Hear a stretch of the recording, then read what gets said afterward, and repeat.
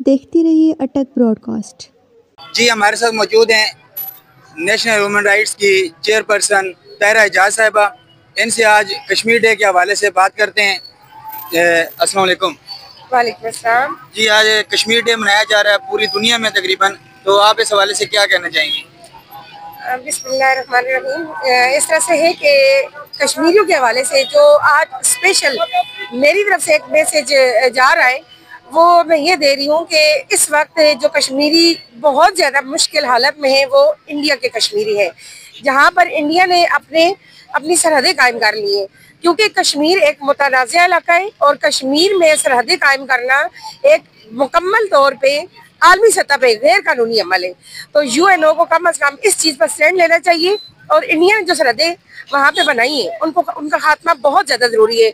सरहदों को कायम करने के साथ साथ जाहिर सी बात है जो कश्मीरी पाकिस्तान की तरफ या पाकिस्तान वाले कश्मीरी हिस्से में आज़ाद कश्मीर की तरफ आना चाहता है, उनको बॉर्डर पर बेदर्दी से कत्ल किया जा रहा है, उनको शहीद किया जा रहा है।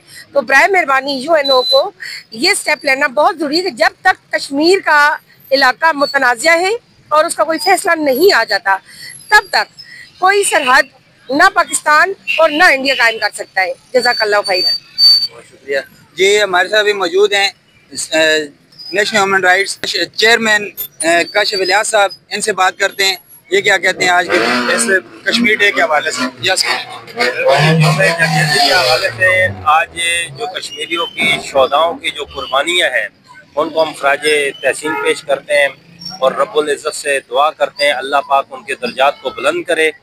और जो हिम्मत उन लोगों ने दिखाई और जो अल्हम्दुलिल्लाह अक्सरियत उनकी बदलने की कोशिश भी की और उन्होंने इस हिम्मत को दम ना तोड़ने दिया, उन सबको भी हम सलाम पेश करते हैं और उम्मीद करते हैं और हुकूमत वक्त से और आलमी इदारों से हमारी अपील है कि फिलफौर इसका अमल दरामद करके फैसला कराया जाए कि जो आज़ाद कश्मीर है उसको उसका हक दिया जाए। जी, बहुत शुक्रिया।